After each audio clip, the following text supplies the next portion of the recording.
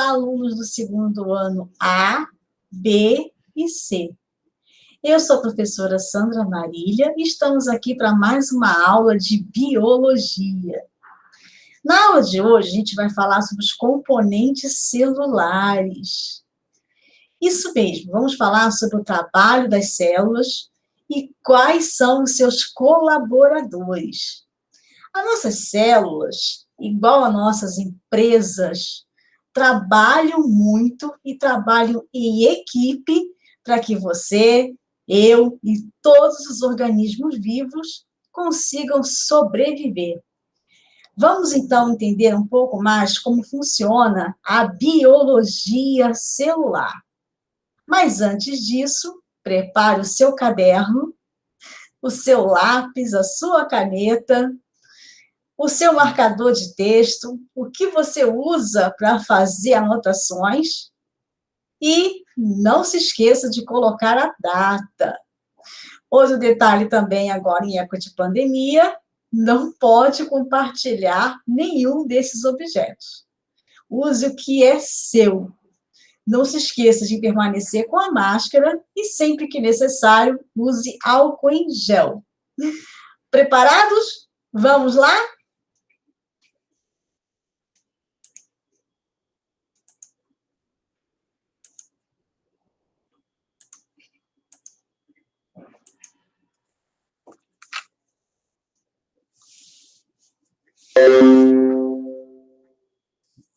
Bom, então hoje a gente vai falar sobre os componentes celulares e a habilidade que vamos trabalhar hoje é identificar os elementos básicos que compõem a célula, bem como as suas funções.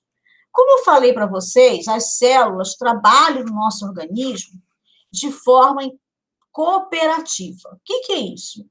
Quando você tem um tecido, são várias células que trabalham, uma interligada para a outra, ainda que uma mantenha, né, o seu funcionamento interno, ela está interligada com a outra, para que aquele tecido todo possa compor um órgão, aquele órgão possa compor um sistema, e os sistemas possam compor os seres vivos.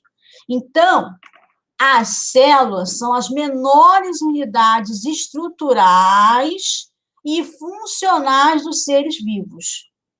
Todos os seres vivos possuem células. Todos os seres vivos possuem células.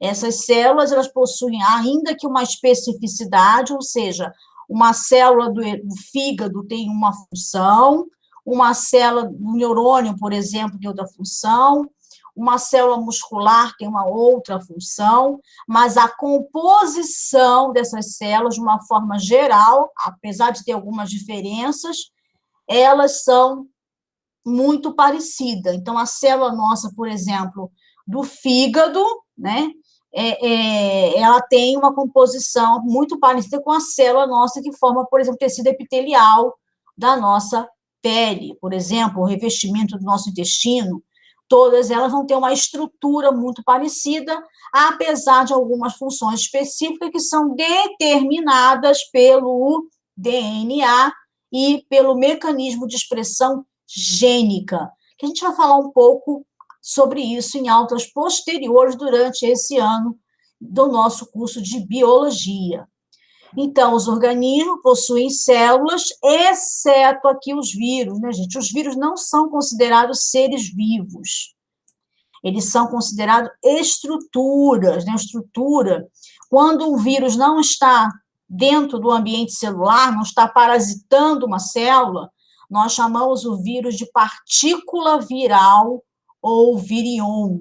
Tá? Então, vírus fora da célula, a gente chama de partícula,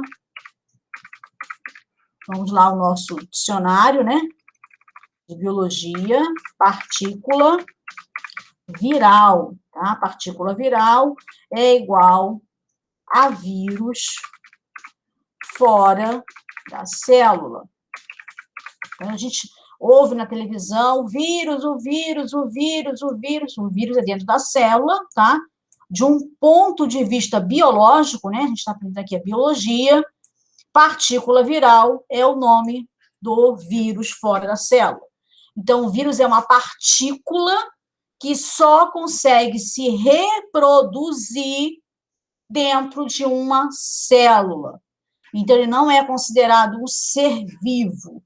Apesar de hoje muitos avanços no conhecimento dessas estruturas têm levado aos cientistas grandes surpresas. Por exemplo, já foi encontrado vírus que são capazes de fazer metabolismo energético, algo bastante complexo para os seres vivos, mas que alguns vírus parecem que apresentam essa possibilidade. Então, por um momento, a gente não considera vírus como ser vivo, porque não constitui uma célula, tá? Apesar que eles estão aí em evidência e em muitos estudos, né?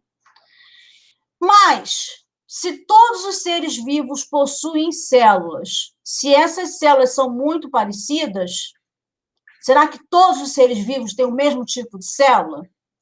Na verdade, não. Tá? Os seres vivos que nós encontramos atualmente vivendo no planeta Terra, e a gente vai pensar um pouquinho mais sobre a biologia, né, a possível vida fora do planeta, estamos aqui se referindo apenas à vida no planeta, a vida que nós conhecemos até o momento, porque a vida fora do planeta é uma suposição, né? A gente não tem ainda provas concretas que ela exista. Existe, sim, uma ideia que é muito provável que ela exista, mas nós ainda não encontramos essa vida. Talvez até porque não sabemos ainda como definir vida. Definir vida para a biologia é meio complicado. Mas os seres vivos que nós encontramos hoje no planeta, eles possuem dois tipos celulares. Uma célula procarionte ou uma célula eucarionte. As células procariontes são aquelas células encontradas em bactérias, tá? E aí a gente vai dividir, né, essas células procariontes em dois seres, as arqueobactérias e as eubactérias. Então, aqui, célula procarionte, você vai ter a eubactéria, ou ainda bactéria, tá? Algumas bibliografias, não era isso que eu queria fazer. Algumas bibliografias ainda você vai encontrar bactéria, né? E as arqueobactérias. Não. Arqueobactérias. Então, os seres procarionte, que são aqueles seres que têm células procarionte, atualmente no planeta Terra se dividem em dois grandes domínios. Os domínios eubactéria e o domínio arqueobactéria. Esses seres aqui possuem células procarionte, ou seja, células que não desenvolveram uma membrana nuclear. Trocando em palavras, são células que não possuem núcleo. O próprio nome, né, gente? Célula procarionte. Pró, antes, carionte, carioteca, porque a membrana nuclear também possui o nome de carioteca. Membrana nuclear também possui o nome de carioteca. Então, vamos colocar no nosso dicionário mais aí uma palavrinha, tá? Membrana nuclear também é igual a carioteca. Então, células procariontes são aquelas células antes do desenvolvimento de uma membrana nuclear. Então, são células que não possuem núcleo. E o material genético, né, o DNA, está disperso pelo citoplasma. O que é o citoplasma? O citoplasma é essa região entre a membrana plasmática, no caso daqui da outra célula, do eucarionte, e o núcleo, e no caso da procarionte é esse espaço interior aqui da membrana plasmática. Todo esse espaço aqui é chamado de citoplasma, tá? as células procariontes, provavelmente, do ponto de vista evolutivo, as provas são muito concretas, foi a primeira célula a surgir na evolução dos seres vivos na Terra. Então, essas células possuem estruturas muito menos complexas. Só que a gente tem que entender, gente, que eu não estou dizendo que bactéria é primitiva, tá? Pelo contrário. Na evolução, complexidade não quer dizer sucesso, pelo contrário, né? As bactérias, elas são organismos capazes de sobreviver em ambientes extremos, principalmente essas aqui, ó, as arqueobactérias, também chamadas de extremófilos. Elas vivem em ambiente extremamente ácido, extremamente salgado, extremamente quente. Então, estão seres vivos capazes de se adaptar a condições extremas. Então, os procariontes são os seres mais adaptados para condições extremas, apesar de ter uma estrutura celular com baixa complexidade. Não possui núcleo formado, por não ter desenvolvido uma membrana nuclear, e possui muito poucas organelas, ou quase nenhuma, praticamente só o ribossomo. A gente vai falar dele nessa aula de hoje, tá? Então, a célula procarionte é aquela célula que não tem núcleo, é uma célula que tem uma estrutura simples, composta basicamente por uma única organela, que é o ribossomo, o seu material genético, que é o DNA, o ácido desoxirribonucleico, está espalhado pelo citoplasma aqui, tá? Geralmente constituindo em um único cromossomo. A gente vai ver cromossomo mais à frente, mas cromossomo é uma forma de organização desse material genético, tá bom? Células procariontes ainda têm uma membrana plasmática, a gente vai falar sobre ela nesta aula e na aula que vem também. Essa membrana plasmática, como vocês estão observando aqui, ela faz a limitação da célula, né, para o meio externo.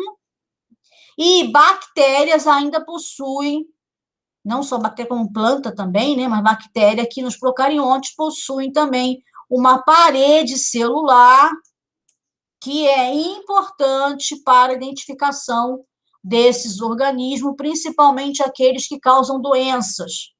Então, você faz a classificação das bactérias por meio da parede celular, classificando se elas são gram-positiva, gram-negativa, bactérias ácido álcool resistente, e aí você tem, então, um norte para você poder administrar os antibióticos. Infelizmente, se faz pouco isso na medicina, e aí acontece o quê? Acontece muita resistência aos antibióticos por não conhecer qual patógeno, né, qual agente causador de doença está ali realmente, e aí você não consegue, então, ter um material que seja adequado para combater, né, um antibiótico adequado para combater aquele agente. Então, precisaria fazer mais teste para saber exatamente a composição da parede celular daquele agente que está causando infecção, para que você pudesse, então, atuar com antibiótico mais específico e não causar resistência bacteriana, tá bom? A célula procarionte também, alguns exemplares possuem cápsula, tem uma grande diversidade dentro das células procariontes, viu, gente? Mesmo dentro do domínio eubactéria e do domínio arqueobactéria. Mas algumas possuem cápsula porque elas precisam atravessar ambientes que são muito hostis. Por exemplo, bactéria que tem que atravessar o estômago nosso. Nosso estômago tem o ácido clorídrico, deixa um pH muito, muito ácido. Então, para que esses organismos consigam atravessar o estômago, para atacar, por exemplo, o intestino, ele precisa produzir uma cápsula para se proteger da ação do ácido clorídrico. É um exemplo de algumas bactérias que causam infecções intestinais e elas acabam produzindo essas cápsulas, bom? E a célula eucarionte? Célula eucarionte é aquela que desenvolveu uma membrana nuclear e, a partir desse momento, o DNA, o material genético, passou a ser, passou a ficar, né, dentro do núcleo. Tá? Então, o DNA nas células, vamos ver se a gente consegue escrever aqui DNA bem pequenininho, para que vocês entendam que o DNA está... Vamos trocar aqui, não é isso que eu quero fazer. Vamos trocar aqui a cor, porque a gente vai ter melhor. Isso, a gente vai diminuindo aqui, para que vocês saibam que o DNA das células eucarionte, eles se localizam, não é isso que eu quero, eles se localizam dentro do núcleo, tá? Então, dentro do núcleo, por que tem um núcleo? Porque as células eucarionte desenvolveram uma membrana nuclear. Então, o DNA permanece no núcleo. As células eucarionte também possuem ribossomos, assim como as células procarionte. Essas estruturas são responsáveis pela síntese de proteína. Não se esqueçam do dicionário de biologia, que a síntese significa produção em biologia, tá? Então, sintetizar é produzir. Então, os ribossomos fazem a síntese de proteínas. Temos também aqui outras estruturas na célula eucarionte. A célula eucarionte ela é muito mais complexa do ponto de vista estrutural, com várias outras organelas aqui que a gente vai estudar ao longo dessa aula, né? Mas a gente já pode observar que célula eucarionte também tem membrana plasmática. Célula de planta também tem parede celular, tá? Célula de planta tem parede celular composta por um carboidrato bastante resistente, que é a celulose. Então, algumas células eucariontes, como as de planta, têm parede celular. Essa célula aqui é uma célula de animal, então ela não aparece parede celular. Mas sim membrana plasmática igual das células procariontes, apesar de ter uma diferença aqui de função, tá bem? A gente vai ver isso um pouquinho mais à frente, quando a gente detalhar a função de parede celular. E a gente tem outras estruturas. Aqui nós temos também estruturas que são chamadas de mitocôndrias, que são organelas responsáveis pela transferência de energia.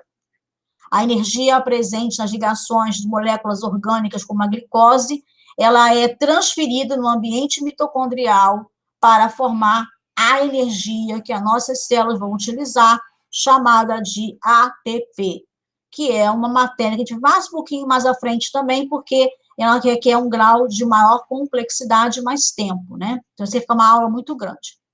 Nós temos também o retículo endoplasmático.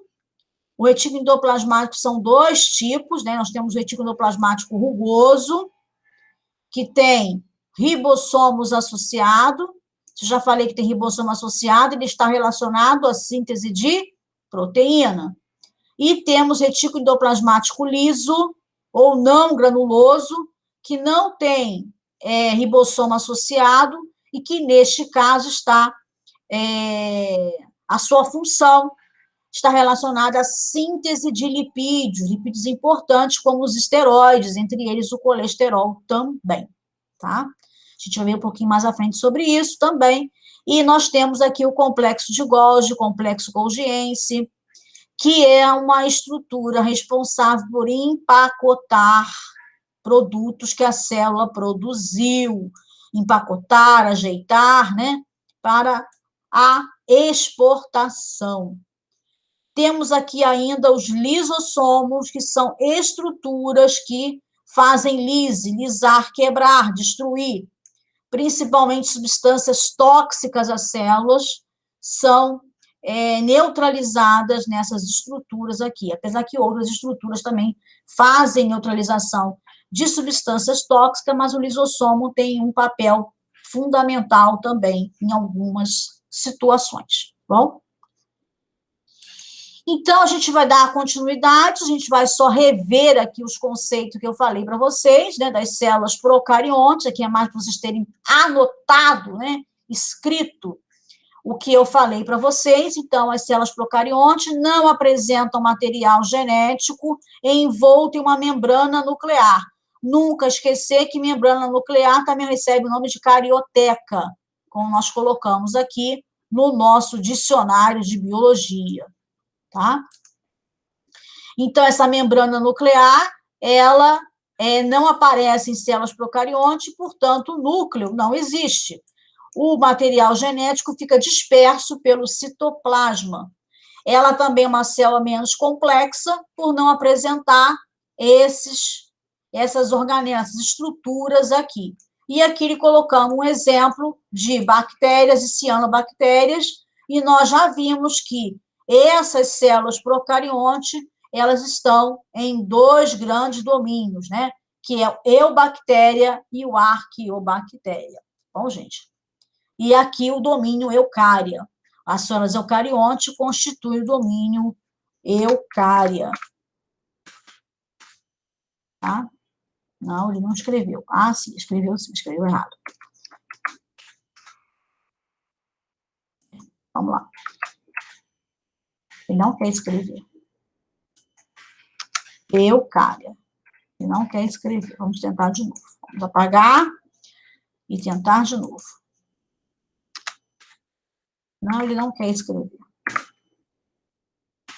Bom, vamos deixar assim, gente. É domínio eucária, tá? Que eu não sei por que a lousa digital aqui não está aceitando a escrita. Bom, depois a gente volta para escrever de novo. Tem importância essa aula, a gente vai repetir lá no terceiro ano, tá? Então, as células eucariontes fazem parte do domínio eucária e elas vão se destacar porque o material genético está envolto pela membrana nuclear.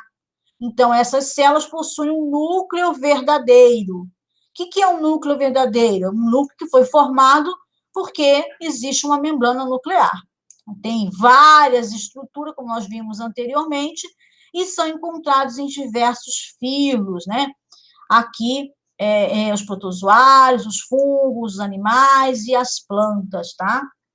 Os reinos e filos, aí que a gente vai estudar mais à frente, né? O reino fungi, o reino metazoário, o reino plantae, e esse reino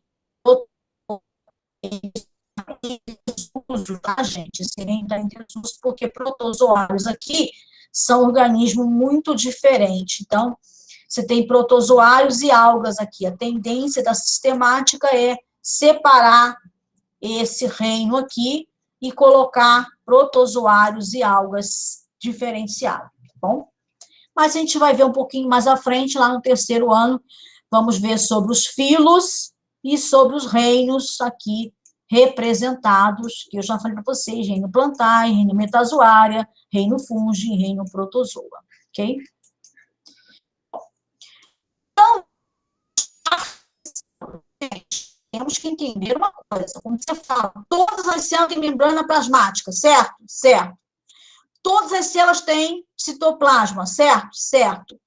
Todas as células têm núcleo? Não. Célula procarionte não tem núcleo. Então, o que todas as células têm? Membrana plasmática, citoplasma e um material genético.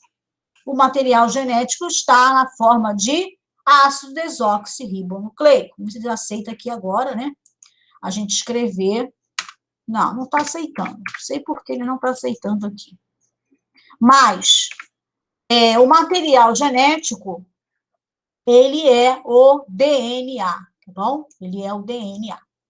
Muito bem. Vamos continuar aqui, então, falando um pouco agora sobre a membrana plasmática. A gente vai ter uma aula só de membrana para esclarecer melhor, mas vamos dar aqui um início do conhecimento sobre membrana plasmática, tá? Membrana plasmática, deixa eu aumentar aqui para vocês, vamos ver se agora a lousa vai funcionar legal, né? Tecnologia tem isso, tem dias que eles não estão a fim de funcionar. E aí é porque não está atualizado, é porque a internet não está boa, aquelas coisas todas. Bom, agora dá para a gente visualizar melhor o que está escrito aqui. Então, a membrana plasmática, ela envolve, né? Ela envolve a célula, tá? E ela vai limitar a célula, ou seja, o espaço interior do espaço exterior. Se a gente olhar aqui, ó, nessa outra figura, a gente vai ver aqui, ó, a membrana plasmática tá limitando aqui o espaço interno da célula com o espaço externo, tá? Então, a gente diz que a membrana plasmática, ela faz o limite interior para o exterior, ok? Ela consiste em uma bicamada, bi de 2, né, gente? Então, bicamada são 2 camadas de fosfolipídio. O que é fosfolipídio, gente? Fosfolipídio é moléculas que são formadas por lipídio, ou seja, gordura, associados a fosfato. Então, fosfolipídio. Vamos ver também na aula específica de membrana a composição química desses fosfolipídios. E dentro dessa bicamada de fosfolipídio, nós temos proteínas inseridas. Então, o que a gente vê aqui nesse desenho? Vamos trocar aqui também a posição, para a gente poder olhar aqui nesse desenho. Olha aqui que a gente tem nesse desenho. Vou diminuir um pouquinho aqui e aumentar aqui. Isso, não está indo. A gente pode quebrar assim, ordenar, trazer para frente, e aí agora a gente consegue. Então, olha só, o que a gente tem aqui nesse desenho aqui, né, de uma membrana plasmática? Nós temos, então, a bicamada de fosfolipídio. Cada estrutura dessa aqui, ó, essa bolinha aqui, mais essas 2 perninhas aqui, é o que nós chamamos de fosfolipídio. Ele é formado por um grupamento fosfato e um ácido graxo, ou seja, um tipo de lipídio. Tá? Então, nesse aqui eu tenho um grupamento fosfato associado a outras estruturas, existem vários tipos de fosfolipídio que compõem a membrana plasmática, depende até da célula que está se referindo, mas, de uma forma geral, essas bolinhas aqui em cima, né, elas são hidrofílicas, ou seja, elas têm afinidade com a água. É lógico, né, gente?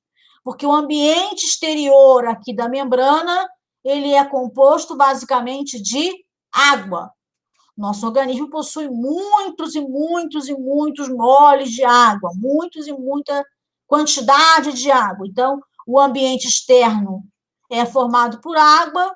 Aqui eu tenho, então, estruturas hidrofílicas, né? Ou seja, tem afinidade pela água, tanto no meio externo como no meio interno da célula também tem bastante água. Mas esse interior aqui, justamente para fazer essa divisão entre o meio interno e externo, eu tenho uma estrutura que não tem afinidade com a água, que é hidrofóbica, formada pelos ácidos graxos, tá bom?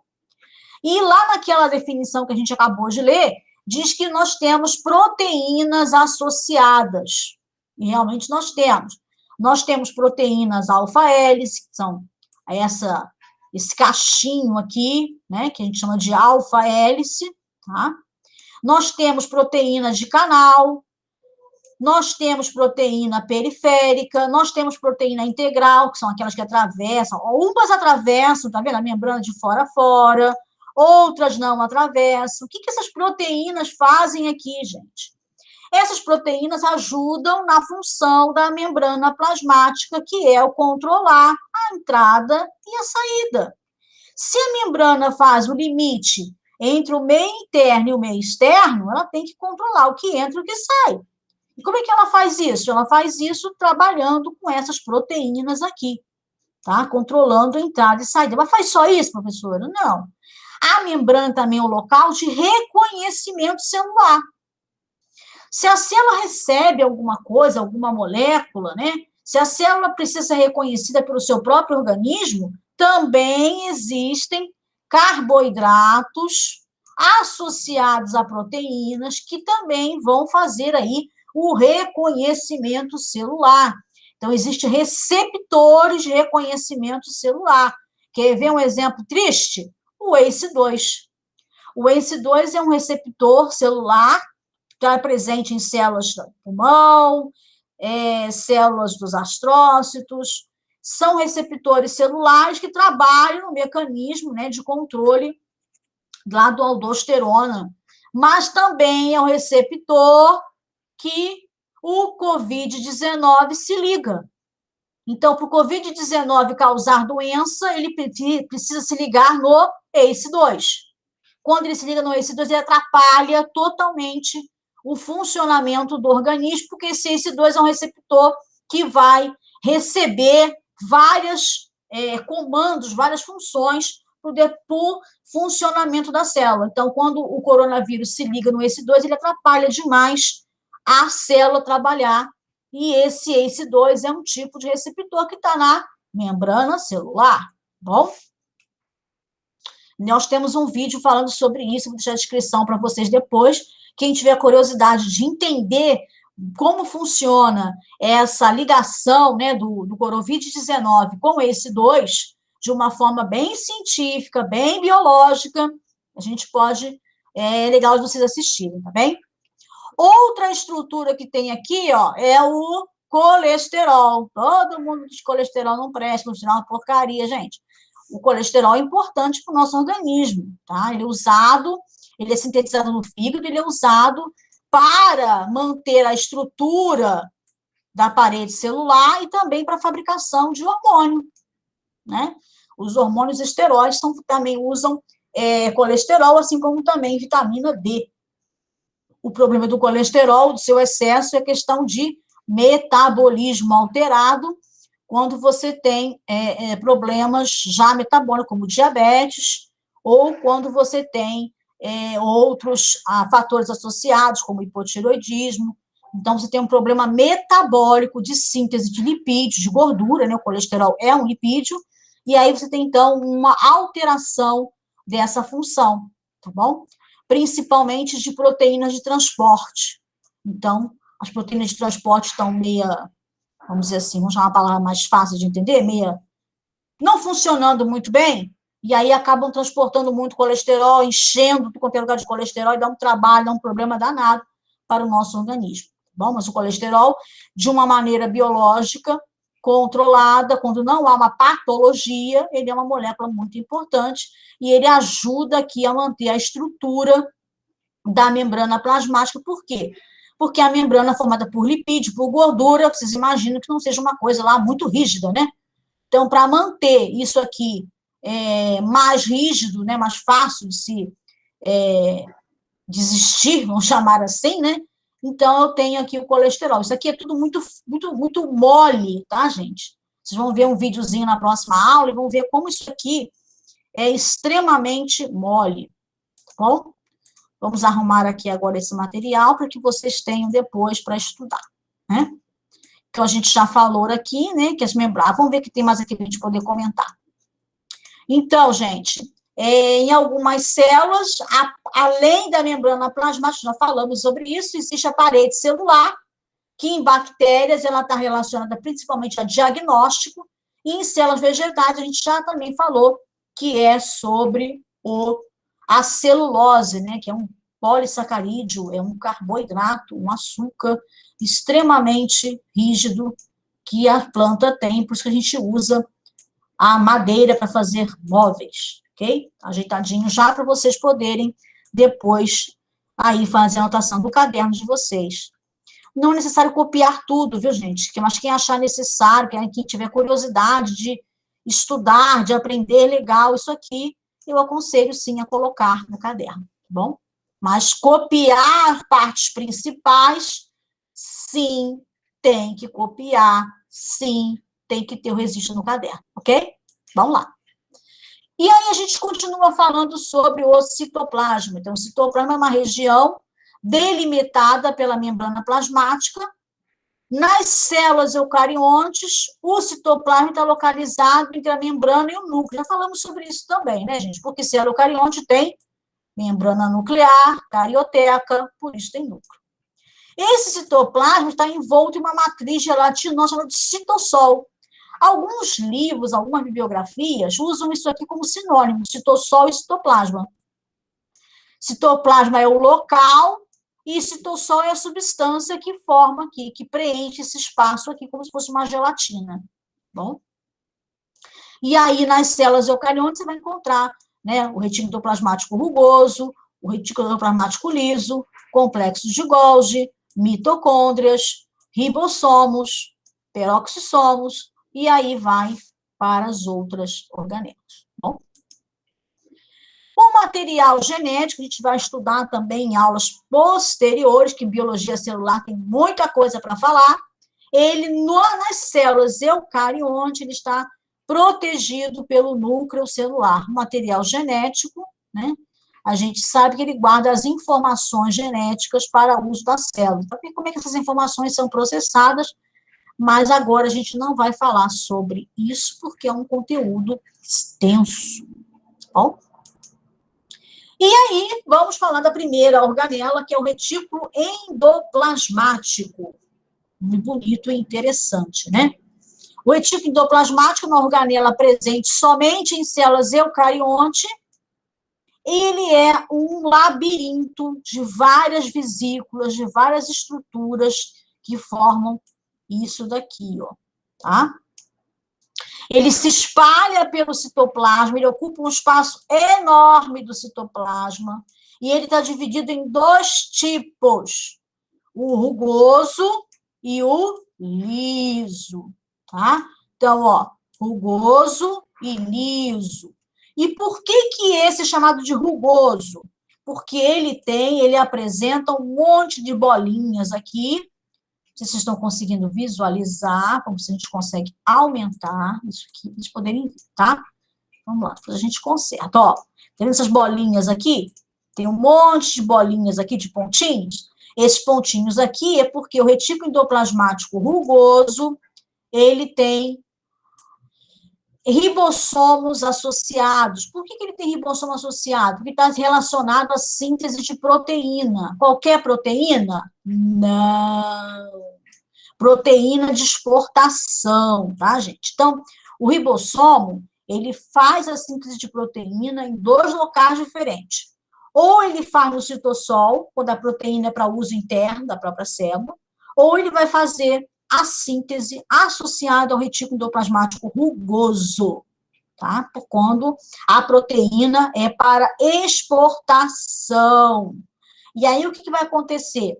Essa proteína vai ser sintetizada aqui, ela vai para o complexo de Golgi, o complexo golgiense, né, o aparelho de Golgi, as bibliografias são vastas nesse sentido, e aí essa proteína vai ser empacotada, às vezes recebe um grupamento de carboidrato, uma glicoproteína, vai ser, então, exportada.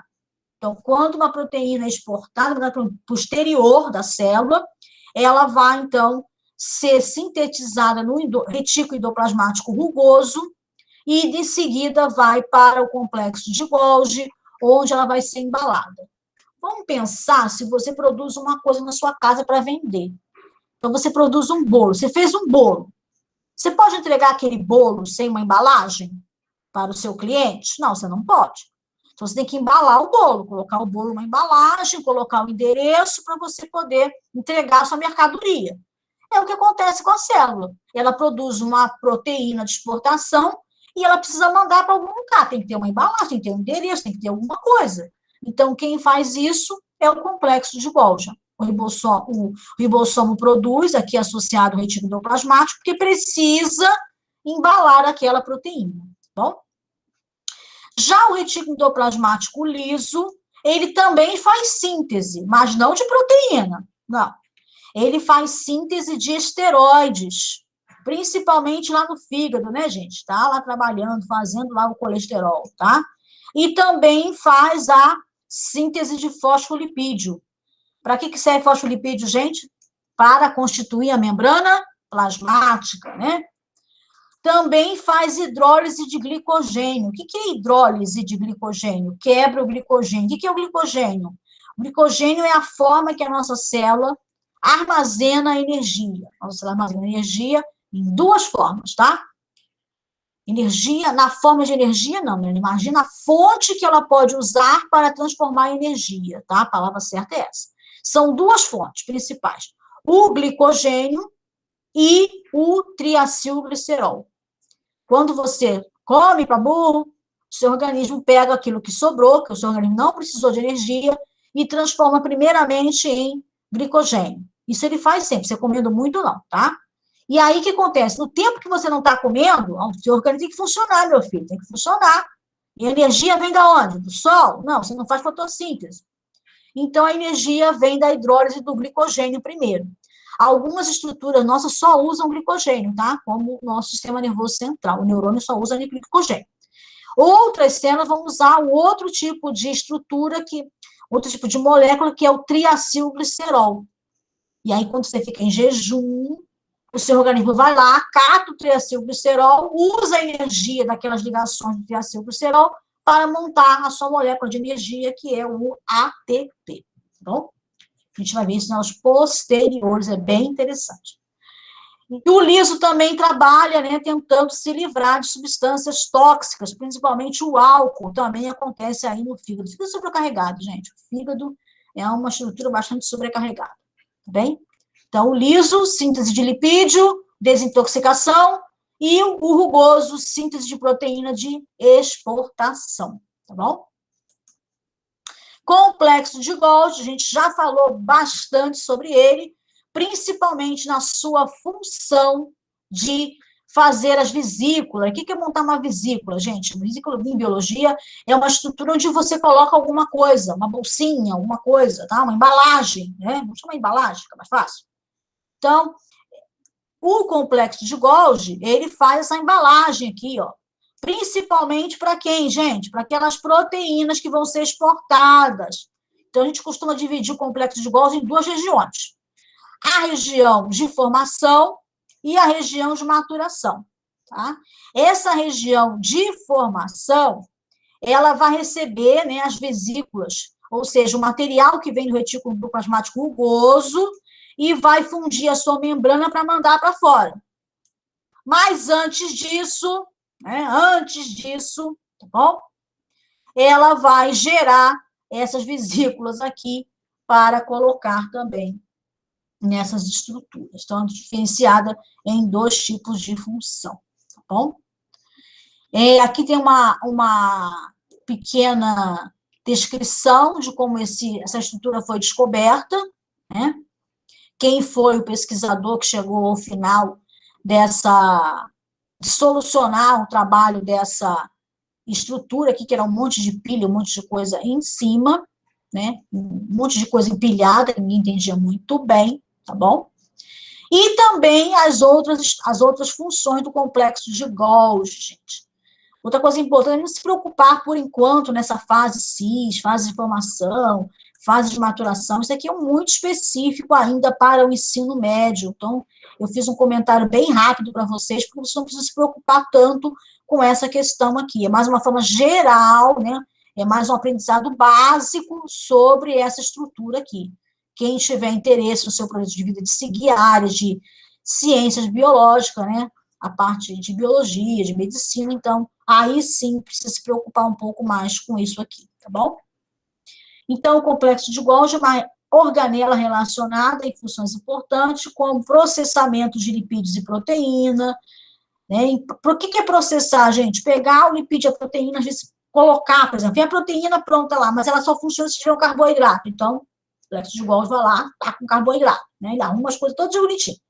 Endereçar as moléculas para mandar para o exterior.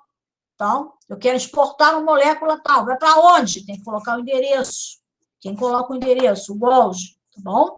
A gente tem que pensar assim. E, como eu já falei para vocês, incorporar também produtos, né, a parede celular, por exemplo, vegetal, tá bom?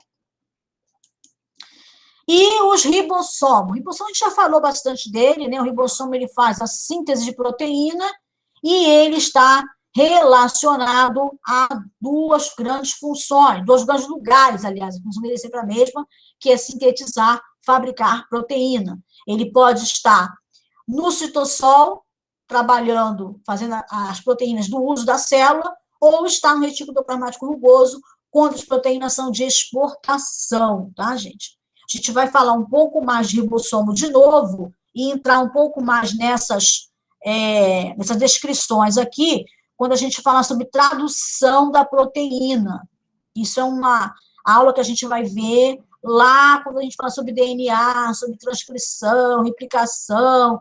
Aí a gente volta nesse lugar, volta nessa questão aqui, e a gente vai esclarecer mais coisas em relação a isso, tá bom? Por enquanto, a gente tem que saber que os ribossomos fazem a síntese, ou seja, a fabricação de proteínas em 2 locais diferentes. E depois a gente vai entrar, assim, nessas descrições aqui, que ele atua diretamente na tradução da proteína, como isso acontece, porque ele faz a síntese de proteína através aqui de uma receita chamada de RNA mensageiro. Mas aí é um assunto para a gente falar um pouquinho mais à frente, tá bom? Para não ficar muito pesada essa aula, né? E os cloroplastos. Cloroplastos são estruturas só tão presentes em organismo que realizam a fotossíntese, ou seja, plantas e algas. Essa estrutura aqui é capaz de utilizar a energia presente no Sol, né? A luz em forma de partícula, o fóton, para transferir para os seus fotossistemas e aí, então, usar essa energia para sintetizar a glicose. A gente vai falar sobre fotossíntese, vamos relembrar um pouco sobre isso, mas a gente vai fazer isso depois, porque fotossíntese é uma matéria longa e esse vídeo vai ficar muito, muito, muito longo, tá bom? Aqui fala para você da fase clara, né? Aonde existe a presença da energia do Sol, da fase que não tem presença da energia do Sol, mas a gente vai depois isso aqui, tá legal? No momento, cloroplastos participa da fotossíntese, que é uma síntese, uma fabricação de moléculas orgânicas como a glicose, usando a energia que vem do Sol na forma de fóton, lembrando que a luz tem característica de onda e partícula, ok? E a gente vai falar agora das mitocôndrias, também só falar por cima, porque a gente vai aprofundar isso nas aulas posteriores. A mitocôndria, ela é uma organela que ela usa, né, a energia presente nas ligações da glicose para transferir essa energia para fabricar a molécula de ATP. Então, a mitocôndria, ela faz parte do processo chamado de respiração celular. O que é respiração celular, gente? Pegar a energia presente na molécula de glicose e transferir para a síntese de ATP. Isso que é a respiração celular, tá? Ela vai usar o oxigênio, ela vai liberar o dióxido de carbono, ok? Mas a gente vai ver isso com maior profundidade, porque também, como em tudo na biologia, é muito detalhado, é muito complexo e requer tempo para ser explicado, tá bom?